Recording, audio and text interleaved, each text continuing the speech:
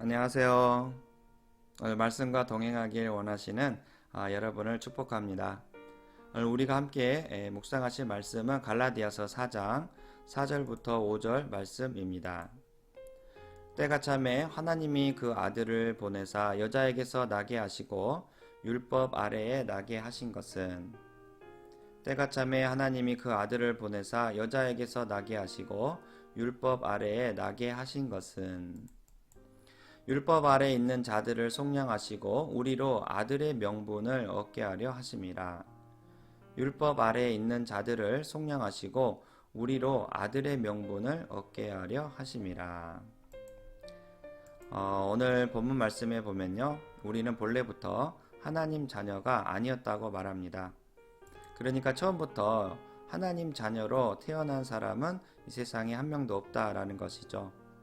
우리는 오히려 내가 하나님처럼 되리라 했던 아담의 후손들입니다.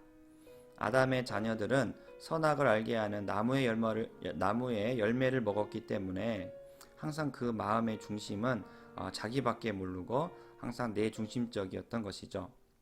하나님이 아니고 내가 진리 노릇, 하나님 노릇하면서 내 스스로가 만든 구원, 내 스스로가 만든 평안, 내 스스로가 만든 믿음을 보면서 굉장히 기뻐한 그런 우상 숭배자인 것입니다. 이렇게 끊임없이 악을 행하는 우리가 그 악에서 돌이켜서 하나님 백성의 삶으로 살려면 우리는 어떤 게 필요할까요? 바로 법이 필요합니다. 세상도 그렇지 않습니까? 사람들이 다 자기 욕심대로 행하고 다른 사람들에게 피해를 주기 때문에 이 사람의 악을 다스리기 위해서 법이 생겨났습니다. 민법, 형법, 형사소송법 이렇게 많은 법들이 생겨나서 인간의 악을 다스리기 시작한 것이죠. 이처럼 하나님을 떠나 자기가 주인 노릇하는 이 인간의 악과 타락을 바로잡기 위해서는 하나님의 말씀이었던 율법이 필요했습니다. 대표적으로 뭐가 있을까요? 바로 십계명이 있겠죠. 1계명부터 4계명까지는 하나님과 우리 사이에 행해야 할 법에 대해서 나옵니다. 그리고 5계명부터 10계명까지는 우리와 우리 사이에 행해야 할 법이 나옵니다. 이 법을 잘 지키기만 한다면 우리는 하나님이 기뻐하시는 의로운 사람이 될 수 있는 것이죠. 그런데 문제가 무엇일까요? 우리는 법을 알아도 그 법대로 살지 않고 우리 욕심대로 산다라는 것입니다. 몰라서가 아니고 알아도 결국 내가 원하는 욕망대로 살아가는 것이죠. 그러니까 어떻게 됩니까? 계속 법을 지키지 않는 범법자가 될 수밖에 없는 것입니다. 법을 지키지 않으면 어떻게 되죠? 죄가 따라붙습니다. 그런데 그 죄가 한두 개가 아닙니다. 계속 범법을 하다 보니까 죄가 쌓이고 또 쌓이게 되어서 영원한 범법자가 될 수밖에 없는 것이죠. 그러니까 율법은 늘 우리에게 이런 식으로 말합니다. 너 오늘 하나님 말씀대로 살았어? 거봐, 말씀대로 안 살았잖아. 오늘도 죄 지었네. 여기 봐봐, 네 죄값이 이렇게 많아. 언제 이 죄값 다 갚을 거야? 하는 것이죠. 결국 우리는 죄의 종이 될 수밖에 없고요. 율법의 노예가 될 수밖에 없습니다. 율법이 내게 가까이 오면 올수록 부담스러운 것이죠. 차라리 그 율법이 멀리 사라져 버렸으면 좋겠습니다. 그리고 율법을 그나마 조금이라도 지키려는 이유는 율법을 사랑해서가 아니고 계속 죄 지으면 벌받게 되기 때문에 무서워서 그리고 두려워서 조금이라도 지켜보려고 하는 것입니다. 이는 마치 주인과 노예 관계와 똑같습니다. 노예가 주인의 말을 따르려고 하는 이유는 그 주인을 사랑해서가 아니고 그 주인이 무서워서 그런 것입니다. 우리는 결코 그 무서운 주인, 율법에서 자유할 수가 없었던 것입니다. 그런데 오늘 말씀에 보니까 뭐라고 합니까?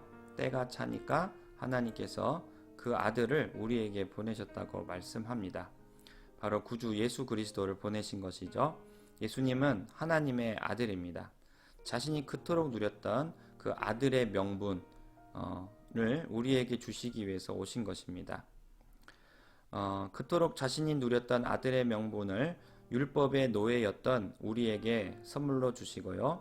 자기 자신은 우리가 있었던 그 율법의 노예의 자리에 앉으십니다.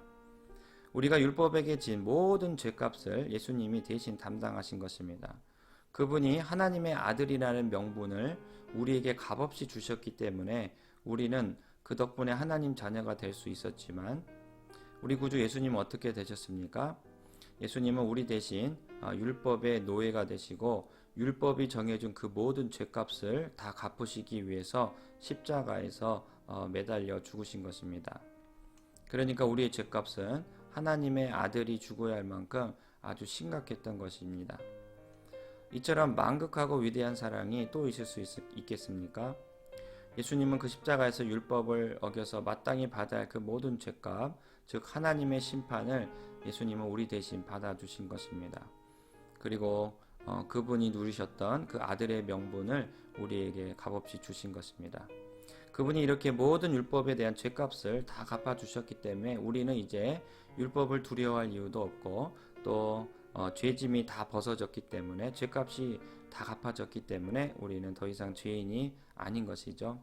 이렇게 자유를 허락해 주신 우리 구주 예수 그리스도를 또 찬양하시며 또 그분을 사랑하시는 우리 모두가 되시길 주의 이름으로 축원합니다.